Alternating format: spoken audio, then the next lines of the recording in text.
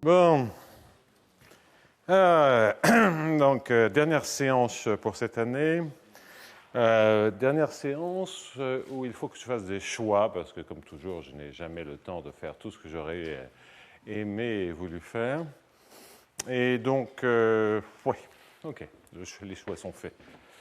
Donc,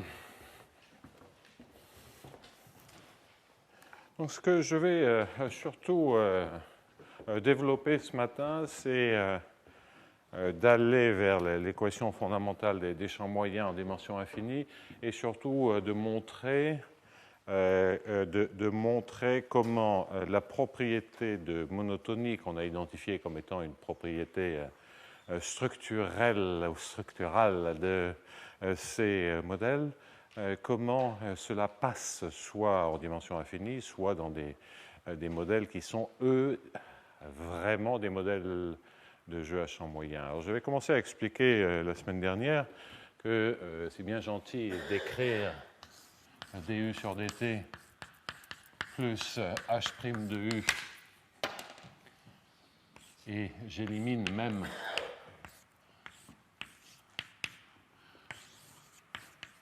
avec un x dans RD. C'est ça, effectivement, une partie de la structure des équations de jeu à champ moyen, mais ça n'en est jamais.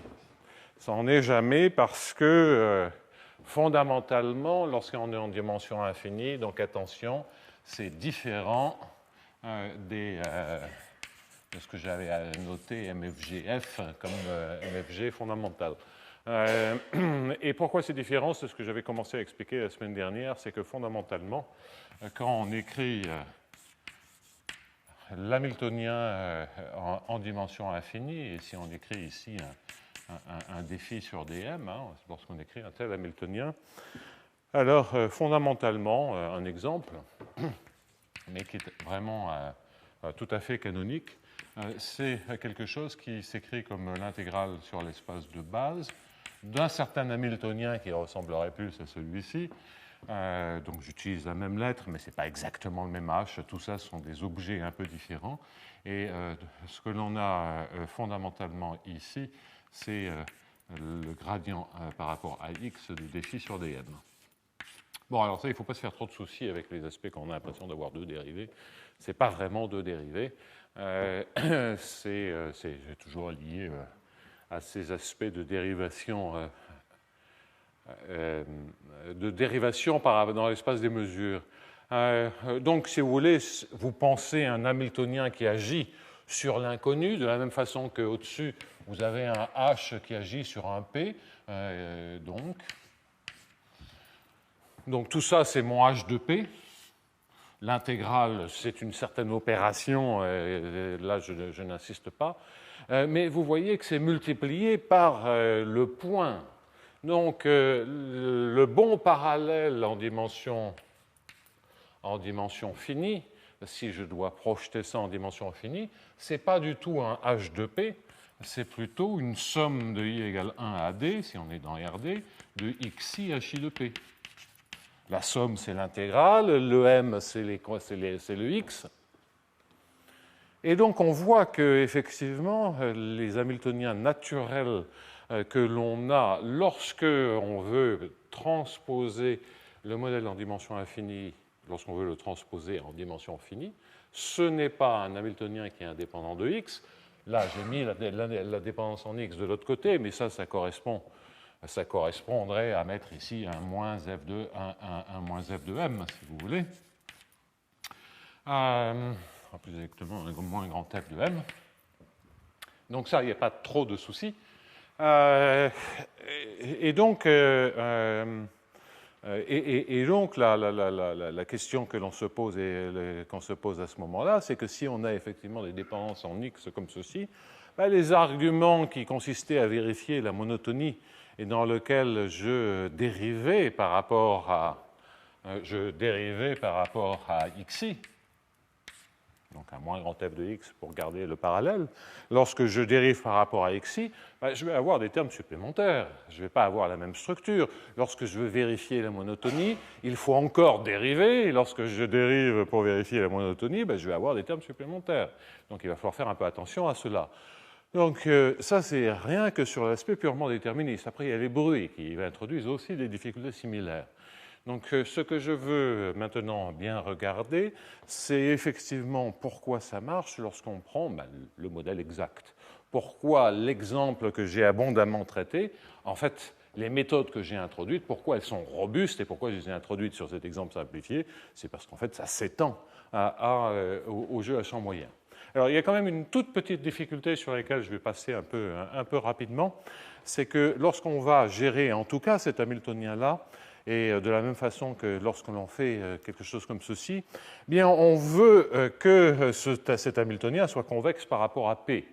Et pour que cet Hamiltonien soit convexe par rapport à P, certes, on peut imposer que les HI soient convexes par rapport à P, ça, c'est pas le problème.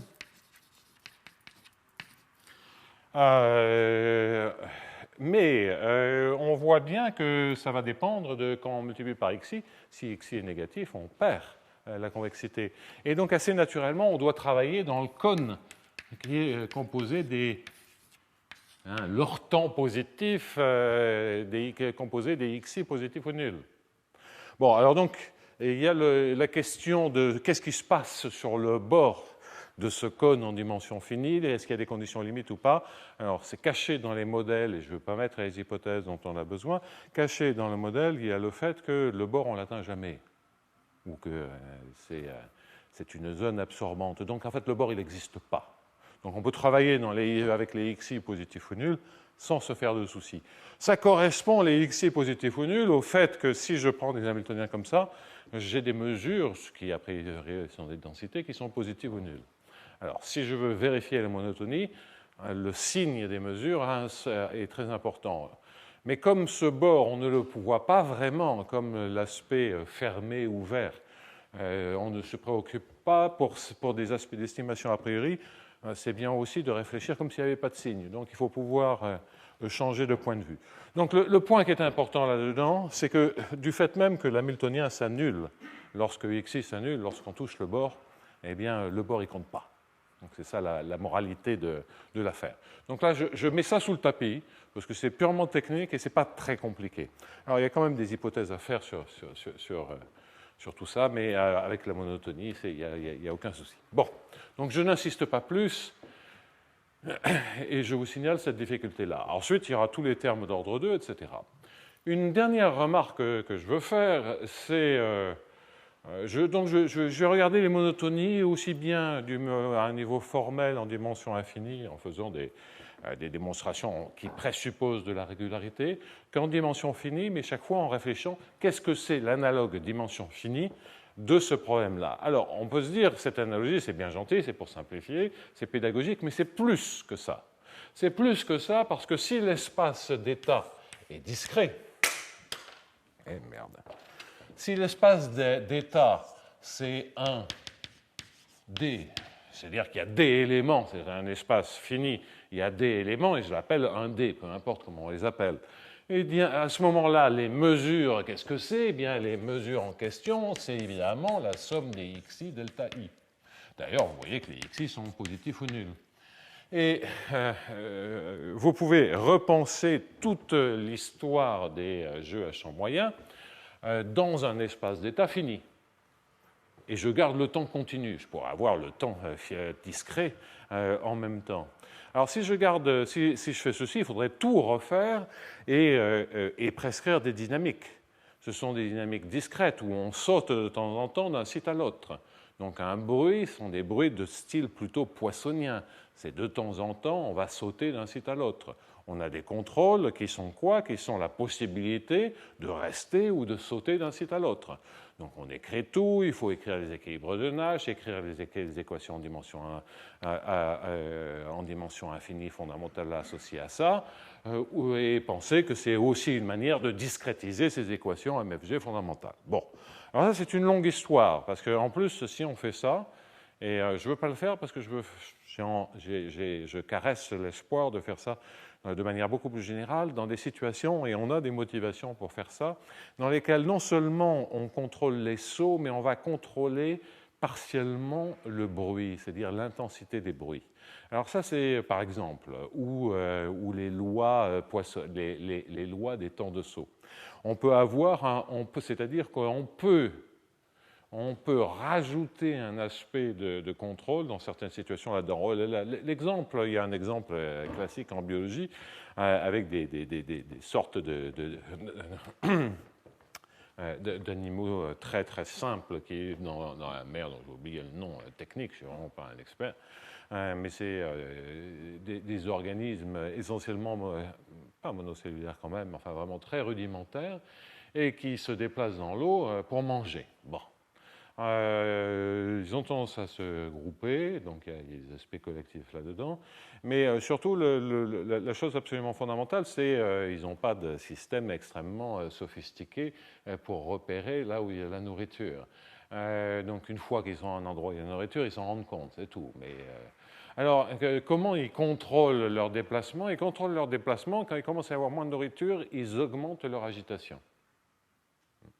On commence à beaucoup plus bouger pour explorer un peu plus. De manière totalement aléatoire, de manière totalement désordonnée, parce qu'ils ne disposent d'aucune information particulière leur permettant de savoir où aller. Donc je donne cet exemple, et c'est un... Ouais, c'est un peu, hein, on se retrouve dans une situation un peu compliquée, on se débat, hein, et on essaye un peu de tous les côtés.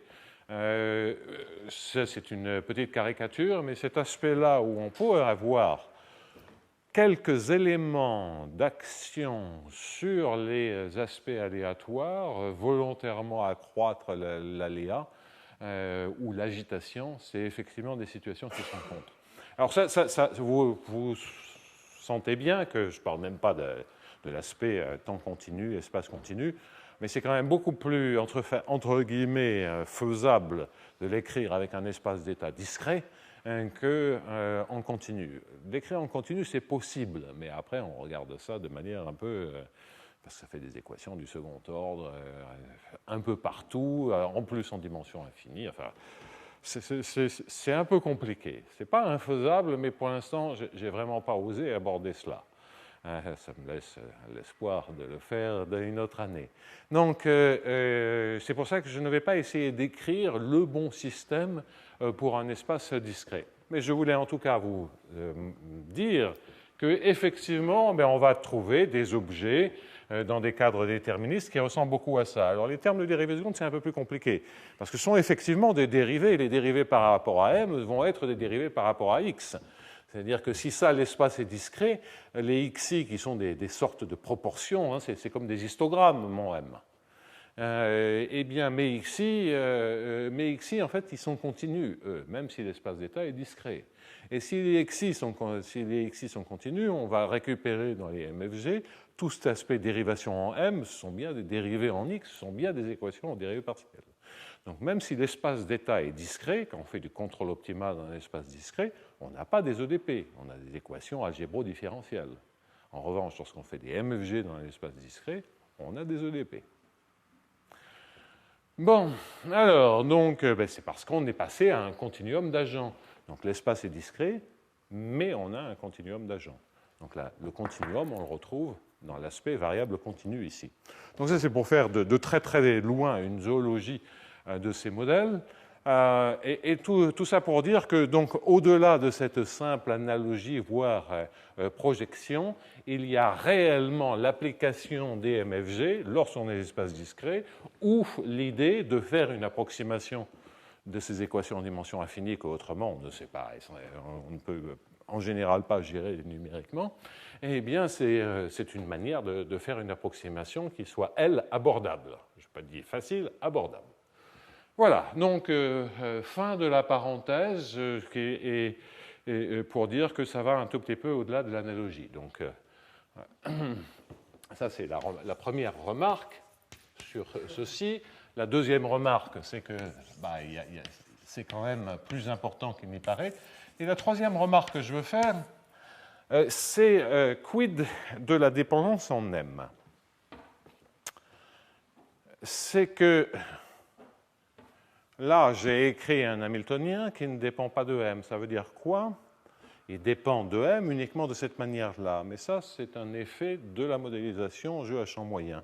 Fondamentalement, ce que l'on a pris ici, c'est un H qui ne dépend que d'un vecteur ici, ce qui veut dire que dans l'exemple qui est là, on a un coût pour chacun des joueurs qui est un coût, disons, éventuellement j'aurais pu mettre un X ici si j'en avais envie, ça c'est pas la difficulté, le X ici c'est vraiment pas le problème, parce que vous voyez bien qu'un X ici ça fait un HI.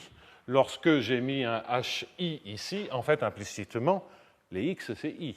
Donc si je veux être tout à fait cohérent, lorsque j'écris un HI de P, je dois mettre un X. Donc, on a un coût, c'est le fait d'écrire le coût qui, pour un joueur, qui dépend du contrôle et dans lequel il y a un certain f qui dépend de la mesure. Donc, ça, c'est l'état des autres joueurs. C'est l'état des autres joueurs. En fait, c'est un f de x et de m, si vous voulez, mais c'est une dépendance fonctionnelle, peu importe. Et typiquement, le petit f, c'est le gradient du grand f. Donc on a un coût qui ressemble à du L de x et du alpha, c'est un coût infinitésimal en temps. Cela veut donc dire que le coût ne dépend pas de m, il n'y a pas de m ici. Et que donc, si vous voulez rajouter maintenant dans le coût, c'est typiquement lorsque j'avais évoqué l'an dernier les problèmes de congestion, bien on avait effectivement un coût, c'est beaucoup plus compliqué de se déplacer s'il y a beaucoup de monde. Donc, auquel cas, on a un L qui dépend de M. Si on a un L qui dépend de M, cela veut dire que dans la formule qui est ici, ça donne un H de X de M et de gradient phi. Et lorsqu'il n'y a pas de bruit commun, on récupère des systèmes de jeu à champ moyen dans lequel il y a une dépendance en M. Ça, c'était le premier cours de cette année, dans lequel on avait vu qu'il y avait des hypothèses de structure un peu compliquées qui assuraient, qui étaient les bonnes hypothèses de structure, qui assuraient l'unicité dans le cas où H dépend de X et de M. Alors donc, là encore, il y a une autre extension, c'est-à-dire que automatiquement, si on a des MFG, on a une certaine dépendance en X. Mais si on a en plus un coût qui dépend de M, on va avoir une deuxième dépendance en X à l'intérieur de l'hamiltonien. Parce qu'une dépendance en M, ça devient une dépendance en X. Les M, c'est les XI. Les notations ne sont pas terribles, hein, parce que là, il y a un X qui est... ce ne sont pas les mêmes X. Les X deviennent des I, les M deviennent des XI. Hein, lorsqu'on passe du continu au discret, les X deviennent discrets, les M deviennent les XI.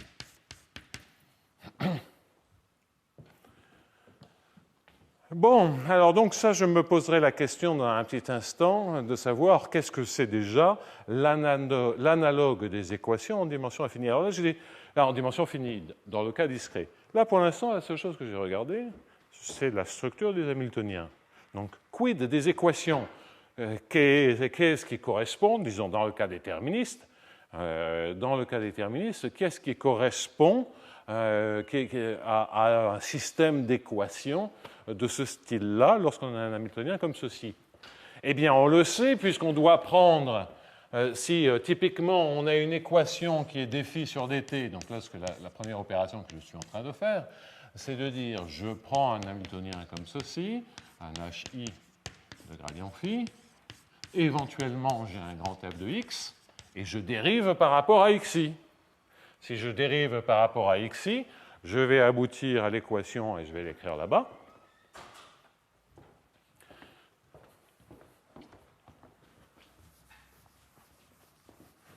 Si je dérive par rapport à xi, qu'est-ce que je vais obtenir? Je vais obtenir du sur dt. Je vais obtenir le dh sur du de x et de u fois gradient u. Donc tout ceci, je l'appelle h de x et gradient phi. Ouais, c'est pas forcément une excellente idée ça, mais enfin bon.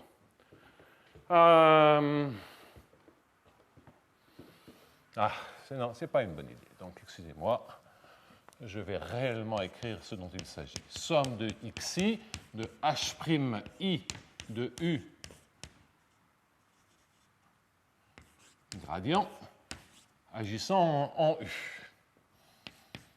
égale, c'est pas tout. Et là, allez, je vais mettre plutôt un J ici. Alors, est-ce que c'est lisible, ça, à peu près? Donc, je répète, là, je fais la dérivée par rapport à xi, et donc une possibilité, quand j'écris, c'est de faire exactement ce que j'avais écrit pour le système, en oubliant les x. Bien entendu, si je dérive par rapport à xi, j'ai un terme supplémentaire, qui est le fait que lorsque je dérive par rapport à xi, soit je peux dériver là, soit je peux dériver les x qui sont ici. Et si je dérive par rapport à xi, il m'en reste un, et celui que j'ai, c'est si donc j'écris l'équation pour ui, eh bien, le terme supplémentaire que j'ai, c'est hi de u. Et ici, ce que j'ai au second membre, c'est un fi de x qui, lorsque je fais l'hypothèse que les fi dépendent d'un potentiel, hein, c'est simplement le df sur dxi. Mais de manière générale, si je ne fais pas cette hypothèse que cela dépend d'un potentiel, eh bien, naturellement, l'équation, dans le cas où les coûts ne dépendent pas des autres joueurs, de l'état des autres joueurs, dans le cas d'un espace discret et sans bruit, le système d'équations en dimension finie que l'on a cette structure générale. Donc voilà le bon système de jeu à champ moyen pour les espaces discrets, étant entendu qu'on travaille avec des xi qui sont positifs. Donc fin de cette remarque. Donc la première étape ce matin, c'est d'écrire ce système-là. Alors je vais en profiter aussi pour réfléchir un tout petit peu à qu'est-ce que ça veut dire lorsque j'ai une dépendance en x. Lorsque j'ai une dépendance en x, il faut se replonger. C'est un peu plus compliqué parce que je n'ai jamais dit. J'ai récupéré ces équations, plus précisément, pardonnez-moi, j'ai récupéré ces équations en disant, dans le cas où il y a une interprétation de contrôle optimal, le système de MFG correspond à dériver l'équation de Bellman du contrôle optimal. Bien. Mais on a vu également que pour avoir une interprétation de contrôle optimal, il ne fallait pas de dépendance en M dans le coup. Donc, je ne peux pas me servir de l'approche contrôle optimal pour naïvement dire j'écris une équation de Bellman avec la dépendance en M et je dérive. Ça, c'est pas bon. Sinon, ça voudrait dire qu'on a une interprétation de contrôle optimal. Or, on ne l'a pas. Il y a une différence. Donc, on est obligé, pour une dépendance en X plus générale, donc si on a fondamentalement un h de x de m, et un h de x de m de p et de m, donc c'est ce m-là qui est la nouvelle dépendance en x, quel est l'analogue en dimension finie? Donc vous voyez, je contourne la dérivation en partant de la dynamique des joueurs dans le continu et je devine ce que sont les bons systèmes à partir de ce que l'on a déjà fait, par simple projection. Alors donc, ce que j'essaie d'expliquer là-dedans, c'est qu'on est obligé, non pas, on ne peut plus écrire et dériver une équation de type Hamilton-Jacobi-Bellman et dériver, on est obligé de partir directement avec l'équation des jeux à champ moyen. Alors, quels sont les termes que l'on a à ce moment-là? Les deux termes que l'on a, c'est un gradient x par rapport à u et m, et puis un du sur dm.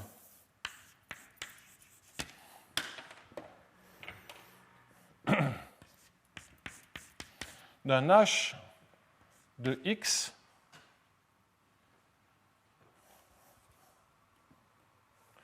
d'un h de, je dis des bêtises, dans la direction divergence, c'est d'ailleurs peut-être moins divergence, dh sur dp, avec tous les mêmes ingrédients fois m. Donc ça, c'est le terme que l'on a, et typiquement dans le cadre déterministe, c'est ça l'équation fondamentale des jeux à champ moyen, il n'y a rien d'autre. Si je n'ai pas de bruit, tout y est là. Bien. Et donc vous voyez que il n'y a aucun terme dans lequel on fasse des dérivations de h par rapport à m. C'est exactement le même système si m était là-dedans. M agit, le fait qu'il y ait du m dans le h, on ne le voit pas quand on écrit l'équation. Donc, qu'est-ce que ça veut dire? Ça veut dire que si je dois rajouter du m, c'est-à-dire rajouter du x ici, je dois prendre la même équation et simplement rajouter du x dedans. Et donc, ce que j'obtiens, et là on voit tout de suite la différence avec un système dérivé, somme sur j, donc je l'écris, xj, h'j de x et de u, et ça va tout changer. Hein. Un gradient, ui, plus un h de x, et x c'est x1 jusqu'à xd, c'est un hi, et ça c'est un fi. Le fi de x, là, il devient peut-être un peu inutile, puisqu'il est déjà contenu, il est déjà contenu dans le hi, et que le h', quand j'écris un prime, le prime, c'est la dérivée par rapport à u. Donc si je rajoute un fi de x dans le hi de x et de u et que je dérive par rapport à i, je ne le vois pas là et je le vois ici. Bon. Donc attention, c'est effectivement complètement différent de dire j'écris une équation, ok, je sais qu'il n'y a pas d'interprétation de contrôle optimal, mais j'essaie de deviner la bonne équation.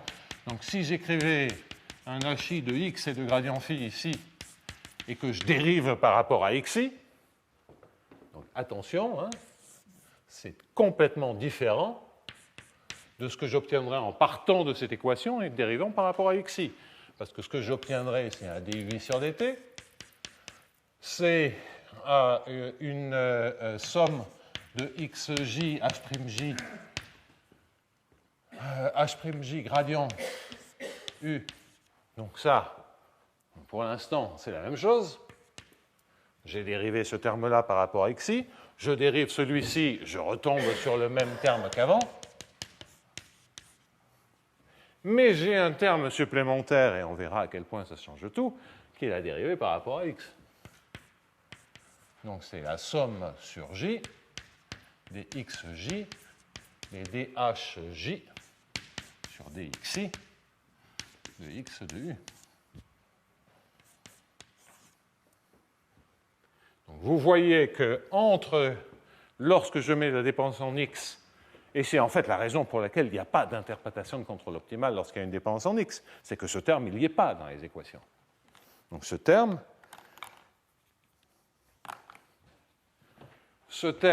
il y est si on prend un problème de contrôle optimal, mais il n'y est pas si on s'intéresse réellement au jeu à champ moyen. Et c'est la raison pour laquelle les jeux à champ moyen et le contrôle optimal, entre guillemets, coïncident, ou on passe facilement de l'un à l'autre, lorsqu'on est à variable séparée, parce que lorsqu'on est en variable séparée, ce terme, il n'y est plus.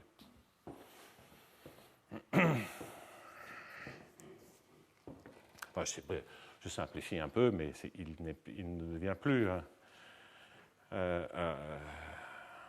important. Bien. Que dire de plus là-dessus? Je crois plus rien, parce que maintenant, on a identifié, juste dans le cadre déterministe sans bruit, identifié ce qu'était le bon analogue des équations de jeu à champ moyen en dimension infinie. Et donc maintenant, ce que l'on a fait auparavant, qui consistait à dire si mes données sont monotones dans le problème, à ce moment-là, on préserve la monotonie, il y a unicité, il y a régularité, etc. Bon, il faut vérifier que tout ça, ça passe bien à ce système exact. Donc je vais vérifier la propagation à la monotonie, et le reste, ça se passe exactement pareil. Bien, alors allons-y. Donc, de questions, c'est propagation de la monotonie.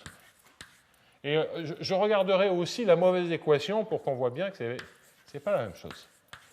Donc, dans un premier temps, de la monotonie, dans le cas où hi ne dépend que de u. Il n'y a pas de dépendance en x, il n'y a pas de dépendance en m dans le coup. Donc, l'équation que j'ai, c'est celle-ci. Là, je vais lui donner le nom 1. Ça va être 2. Et ça va être 3. ça, c'est l'équation 1.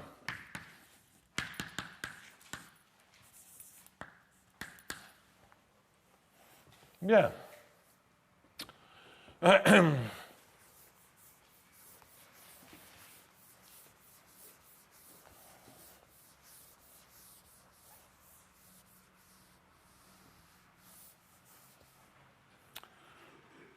Alors, pour toutes ces questions, l'approche élégante, rapide, avec le u de x moins v de y, scalaire x moins y, elle est beaucoup plus dangereuse lorsqu'on commence à rajouter des termes. Donc, je vais vraiment travailler avec l'approche différentielle. Donc, pour la propagation de la monotonie, quel était le principe? Le principe était de dire, je regarde, j'essaie de montrer que si la condition initiale que je vais maintenant rajouter, que j'aurais dû rajouter auparavant, U0 de x, si je suppose que les f et les U0 sont monotones et que bien entendu les HI sont convexes, je le rappelle, alors la monotonie pour les solutions régulières est conservée. Entraîne U, solution régulière, ça c'est un théorème, entraîne, avec des hypothèses toujours à l'infini que j'omets de restriction de croissance. Et puis, il faut se soucier un tout petit peu de ce qui se passe sur les x égale à 0, tout ça j'omets. Ça entraîne que U est monotone, quel que soit t positif. Donc ça marche. Alors, pourquoi ça marche? Souvenez-vous, l'idée de la démonstration consistait à regarder le premier temps t0 strictement positif où on cesse d'être monotone. Donc, pour T0 strictement positif, on est dans la situation où la matrice DJ de UI est positive ou nulle, et il y a une direction où cette matrice, ou la forme quadratique, s'annule pour cette matrice. Et donc, à une rotation près, après rotation éventuelle, on suppose, donc ça c'est vrai, quel que soit x, quel que soit t inférieur à t0, et en un certain point x0, on n'a que d1 u1, ce qui est vraiment de regarder dans la direction du premier vecteur de base, mais ça je peux toujours m'y ramener après rotation, en un certain point x0, t0, ceci est égal à 0. Et on veut que l'équation fasse repartir d1 u1 du côté positif et pas le franchir du côté négatif. C'était ça le principe de la démonstration. Et donc, ce qu'il fallait démontrer d'une manière ou d'une autre, c'est que le d sur dt de d1 u1 au point x0, t0 est positif ou nul. Ce qui veut bien dire qu'on a tendance à remonter. Alors, OK, il y a le égal à 0 qui est un peu douteux, mais ça, après, on travaille avec des epsilon. On gagne un petit delta t. Je vous avais expliqué comment on faisait la modification. Donc, si on démontre ceci, on aura démontré que la monotonie est préservée.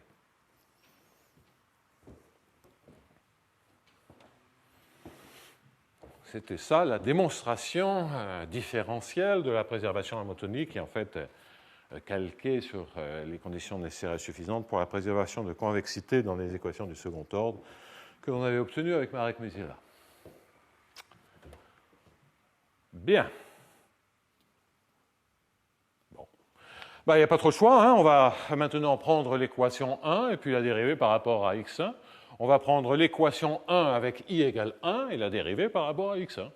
C'est-à-dire, c'est ça que je veux dire. Je rappelle que dj c'est d sur dxj, que d1 c'est d sur dx1. Bon, si on fait ça, écrivons les choses tranquillement.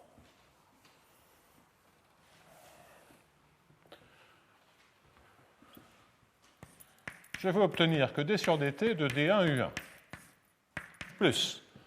Alors déjà, je me débarrasse du terme où je dérive, je fais porter la dérivation sur celui-là.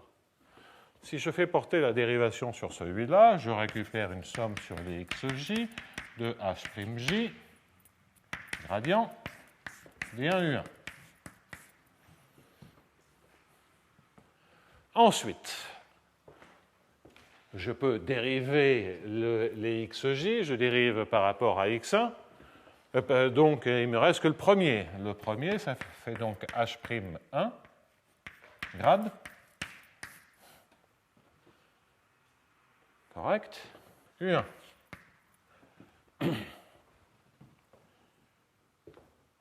C'est bon.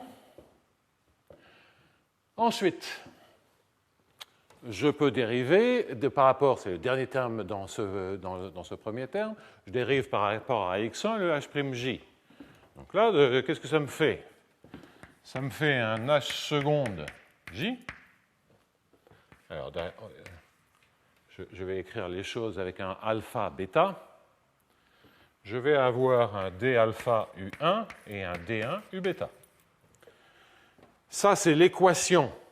Et je dérive par rapport à x1. Donc, dérivant par rapport à x1, je prends la bêtaïème variable, qui est u bêta, et je la dérive par rapport à x1. Donc, c'est bien le terme que je récupère en dérivant par rapport à x1 la partie en h'J. Et enfin, le second membre, qui lui, évidemment, a le bon signe parce qu'on a une fonction monotone, qui est un D1 F1, qui est évidemment positif ou nul. Donc déjà, celui-là, il est bon. Alors, j'ai oublié un terme absolument crucial, qui est le H1. Donc celui-là aussi, je dois le dériver. Pardonnez-moi, il manque un terme, donc je vais le rajouter ici. Sinon, ça ne marcherait pas. Plus un H'1 de U. Donc je dérive par rapport à x1. Donc, faisons les choses beaucoup plus précisément que ça. Le mieux, c'est de revenir, et j'ai un D1 U alpha. Et ça, c'est un D1 F1, qui, comme je l'indiquais, est positif ou nul. Donc ça, c'est bien la dérivée par rapport à x1 de H1 de U. Alors, vous vous souvenez de ce que l'on avait observé, c'est que si on a gardé la monotonie en T0 et qu'au point x0, il y a D1 U1 qui vaut 0, on en déduisait que D1 UJ, c'est le fait qu'on ait une matrice monotone dont une entrée diagonale est positive, les termes hors diagonaux associés à cette entrée, la partie symétrique est nulle. Si je prends une matrice symétrique qui est positive ou nulle, si j'ai un point diagonal qui est nul, toute la colonne et toute la ligne associée à cet indice sont évidemment nulles, puisque la matrice est positive ou nulle. Donc ça, on l'avait vu, je ne la répète pas, et ce que ça veut dire, c'est qu'on a cette relation. Ça ne veut pas dire que les D1UJ et les DJU1 sont nuls, mais ça veut dire que la partie symétrique est nulle. Donc ça entraîne ça. Et c'est ça qui va permettre de regrouper les différents termes, de servir à la convexité et de s'en tirer. Alors quand j'écris un H seconde J, il doit manquer une somme sur X J. Hein.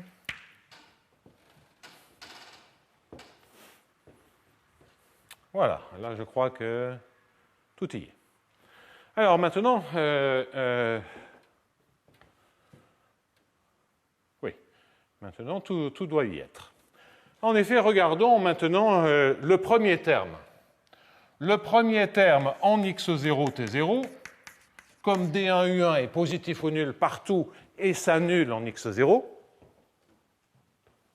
bah, si j'ai une fonction positive qui s'annule en un point, bah, la dérivée en ce point-là vaut 0. C'est le principe du maximum. Égal à 0. Ça, c'est une fonction positive qui s'annule en x0. La dérivée s'annule. Bon.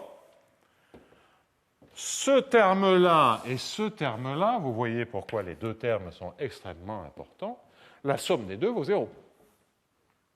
Pourquoi la somme des deux vaut 0? Parce que vous récupérez H' alpha, ici vous avez D alpha I1, et ici vous avez plus D1 U alpha. Donc c'est exactement cette relation qui est ici. Donc ça, la somme des deux, ça vaut 0.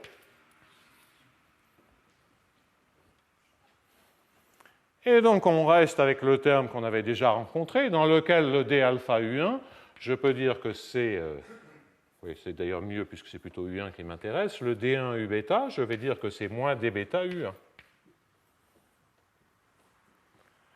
Et donc la moralité de tout ça, c'est que D sur dt de D1 U1 est supérieur, et en fait je vais même dire est égal en x0 t0.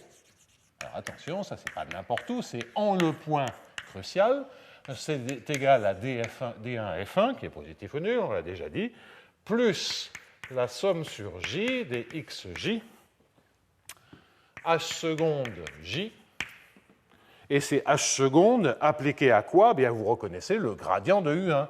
Comme il y a un moins, je l'ai fait passer de l'autre côté. Et bien, c'est h secondes appliqué à gradient U1, gradient U1. Donc, en ce point-là, voilà la relation que j'ai obtenue. Tous les autres termes sont nuls. Un, parce que c'est le principe du maximum standard, et l'autre, parce que comme on a les deux termes qui proviennent bien de la dérivation d'un problème de contrôle optimal, hein, entre guillemets, lorsque j'écris les équations, même si j'ai plus fait d'hypothèse, ça dépendait que la condition initiale était un gradient, etc. Donc il n'y a pas de contrôle optimal là-dedans, mais la structure reste celle-ci, et le fait que j'ai à la fois ce terme-là et ce terme-là, c'est ça qui fait qu'on garde la monotonie.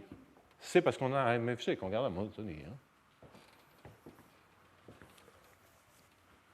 Donc vous voyez pourquoi j'ai préféré quand même oublier la dépense en X pour déjà travailler avec les équations d'Hamilton-Jacobi, pour les rajouter ensuite et dire bah, finalement ça ne change rien, et ça marche pile poil. Ça marche pile poil parce que ici ceci est positif ou nul, et que ceci est positif ou nul, et là vous voyez parce que les XJ sont positifs et que les H sont convexes. Donc toutes les hypothèses y sont. La monotonie de tout, et puis on travaille avec des X positifs ou nuls. Donc voilà pourquoi la monotonie est propagée, voilà l'algèbre qui se met en place, et vous voyez qu'effectivement, avant, je n'avais pas cette somme sur J et je n'avais pas ce terme-là. On avait fait une démonstration, et cette démonstration, ben, on l'a refait pour cette équation plus compliquée, mais qui est vraiment une équation de MFG, pour le coup, et ça marche pareil. Bon. Alors c'est plus intéressant de regarder, bon, une fois qu'on a fait ça, vous comprenez bien que si ça marche aussi bien et ça s'adapte aussi bien pour la propagation de la monotonie, vous ne serez pas surpris que les autres parties de démonstration consistant à démontrer l'unicité, consistant à démontrer la propagation de la régularité marchent pareil. À chaque fois, vous allez avoir qu'on a un bon terme, donc je ne vais pas tout refaire. L'argument crucial, c'était effectivement la propagation de la monotonie. Ça se passe de la même chose. Alors, ce n'est pas inintéressant de se poser la question, mais qu'est-ce qui se passe lorsque j'ai plus de dépenses en M? Et ça, c'est une question qui, a priori, doit être difficile. Pourquoi? Donc, avoir plus de dépenses en M, c'est de dire que le coût dépend plus de M. Dire que le coût dépend plus de M, c'est avoir ce genre d'équation dans lequel, en plus, on a une dépense en X.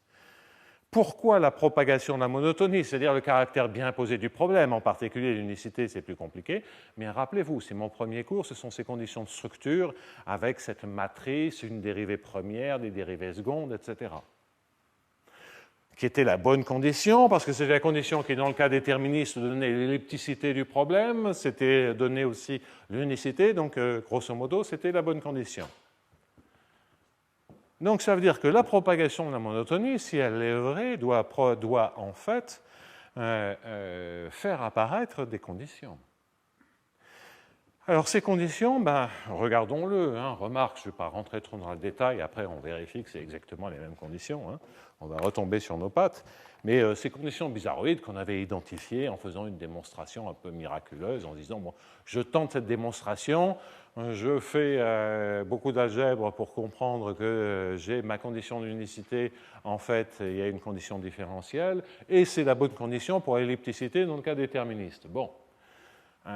Donc on a identifié la bonne condition, mais on ne sait pas très bien d'où elle vient. En fait, d'où elle vient, c'est la seule condition qui préserve la monotonie.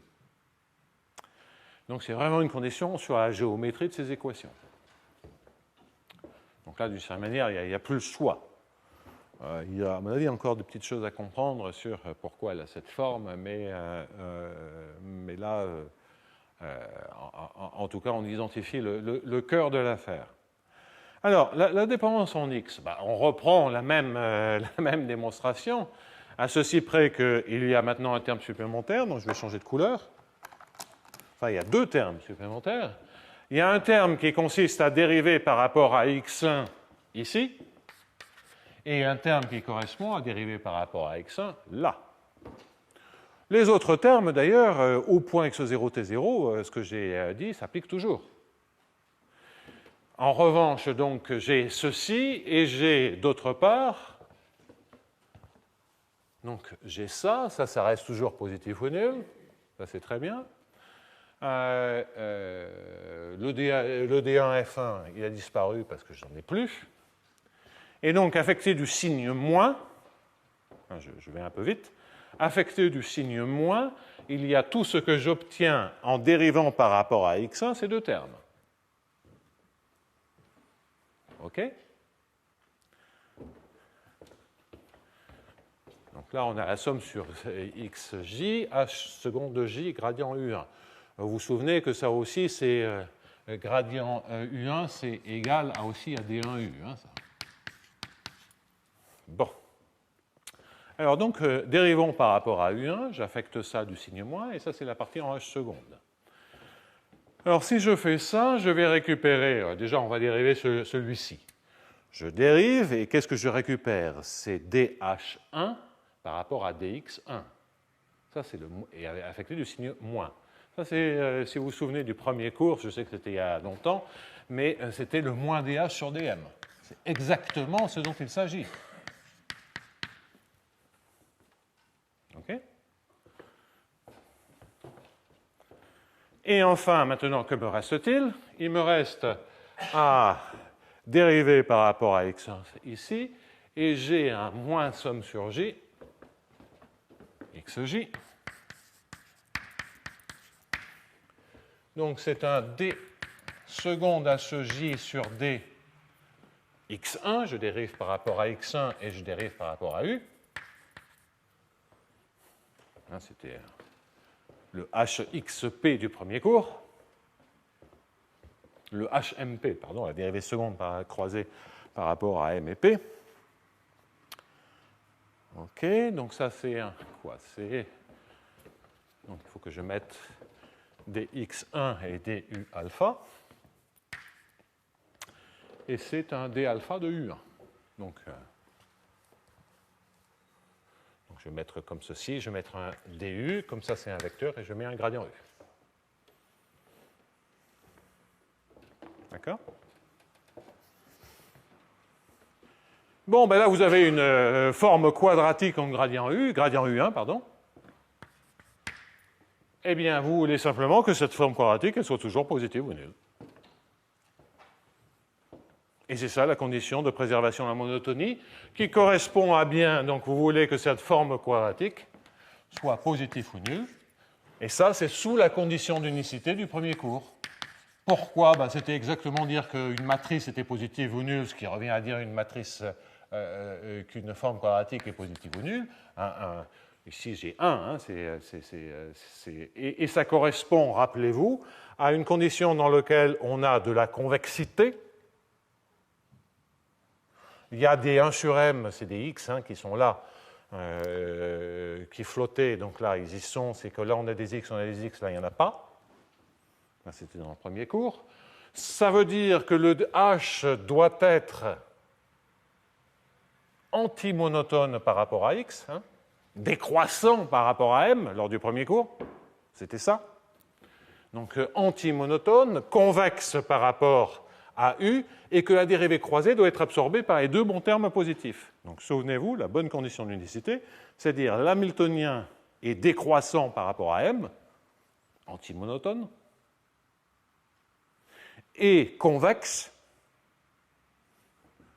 donc les deux termes sont positifs ou nuls, et que le terme croisé doit être absorbé par un polynôme de degré 2 par les deux autres termes. C'était ça la matrice positive, qui donnait l'unicité lors du premier cours. Et bien là, vous voyez que c'est la même condition qui donne la propagation de la monotonie. Et c'est normal parce que la monotonie conditionne l'unicité et le caractère bien posé. Donc une autre manière de relire cette condition, après tout, c'est presque une démonstration plus simple de l'unicité que celle que j'ai faite au premier cours, parce que bon, je préserve la monotonie, je fais cet argument différentiel et je vois la condition. En tout cas, c'est un argument complètement différent, ce n'est pas exactement sur le même plan, et puis là, je l'ai fait avec un espace d'état fini, je ne l'ai pas fait, mais enfin bon, on sent bien que si on fait avec un espace d'état fini, modulo les problèmes de régularité, de qu'est-ce que ça veut dire en dimension infinie, on a la même structure. Il y a un aspect, je ne vais pas employer des mots un peu vagues, mais un aspect purement algébrique ou purement géométrique de ces équations qui fait que ça marche. Ce n'est pas du tout lié au fait que M soit un objet en dimension infinie ou un objet en dimension finie. C'est beaucoup plus opératoire que ça.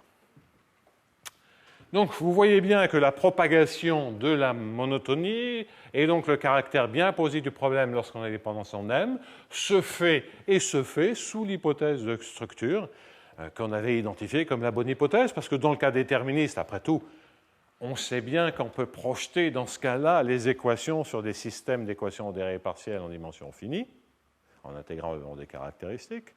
Et donc, ce que l'on avait fait en vérifiant, par exemple, l'ellipticité de ce système-là, c'est-à-dire le caractère bien posé de ce système, eh bien, c'est normal qu'on le retrouve. Donc, tout est cohérent, on retombe les mêmes conditions, mais on les voit d'une manière totalement différente. Et puis, surtout, l'énorme différence, c'est que on peut rajouter des bruits, etc. Si on sait rajouter des bruits dans les cas précédents, on va pouvoir tout combiner et avoir vraiment le cadre le plus général, le caractère bien posé. Sur les H, il faudra ces hypothèses-là, des hypothèses de monotonie, et on aura le cadre bien posé pour les systèmes à champ moyen.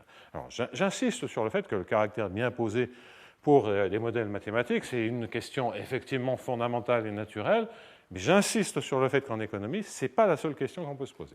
Je veux vraiment marteler cela parce qu'effectivement, on est en physique, on est en mécanique, on est en biologie, on écrit un modèle, si le modèle mathématique est mal posé, on le jette. En économie, on essaie de comprendre pourquoi il est mal posé. S'il n'y a pas d'unicité, qu'est-ce que ça veut dire? Est-ce que ça veut dire qu'il y a des équilibres multiples? S'il n'y a pas d'équilibre, qu'est-ce que ça veut dire? C'est intéressant du point de vue économique qu'il n'y ait pas d'équilibre. Donc on essaie de comprendre les mécanismes qui bloquent l'existence d'un équilibre. Alors qu'en maths, on peut évidemment se poser la question de pourquoi c'est mal posé, etc. Mais déjà, si on est arrivé à se convaincre qu'il y avait un cadre où c'était bien posé, si on écrit un modèle de mécanique des fluides et qu'il est mal posé, on le jette. En général, pour une situation de fluide complexe, pour une rhéologie un peu exotique de polymères, si on a un modèle qui est mal posé, on le jette. L'investissement intellectuel qui consiste à réfléchir pendant un an pour savoir pourquoi ce modèle doit être jeté, en général, on ne le fait pas. Eh bien, la situation est radicalement différente pour d'autres applications. Donc, je parle d'économie, mais c'est beaucoup plus large que ça. C'est beaucoup de situations qui font apparaître d'autres sciences que des sciences physiques. Bien.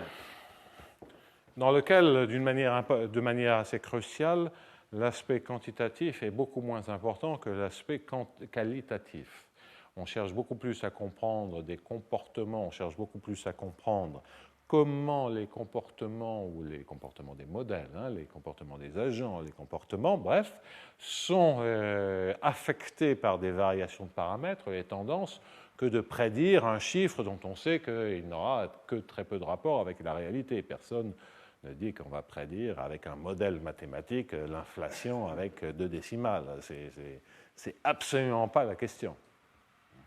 En revanche, de prédire, enfin 2 décimales, déjà de ne pas se tromper d'un facteur 3 ou 5, ce qui est déjà pas si simple que ça dans les prévisions économistes et d'économie, quand on prévoit vraiment le futur. En revanche, effectivement, si sur des coefficients aérodynamiques pour une fusée, pour un avion, vous vous trompez d'un facteur 2, c'est embêtant. Voilà, donc on voit bien qu'on n'est pas dans les...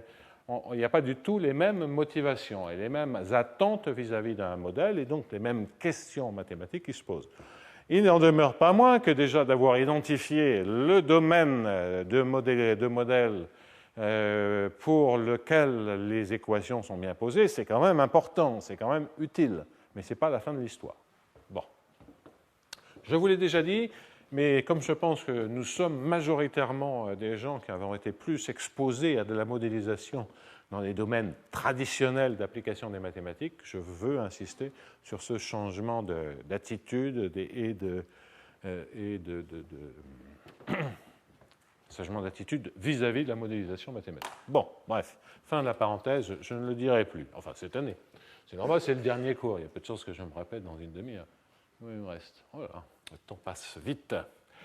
Alors, oui, je voulais brièvement, sans trop insister, vous montrer à quel point la situation était différente si on travaillait avec un système qui formellement est déduit d'un problème de contrôle optimal, c'est-à-dire dans lequel on ait ce terme en plus.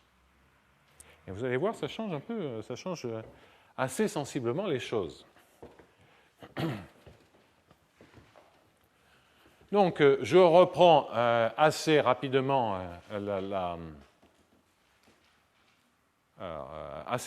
l'argument, mais peut-être le plus simple, parce que les XJ vont noyer le poisson. On ne va plus rien y voir, donc je vais... Parce qu'à ce niveau-là, quand on écrit les XJ, ce que l'on a réellement, c'est un H de X et de U. Hein.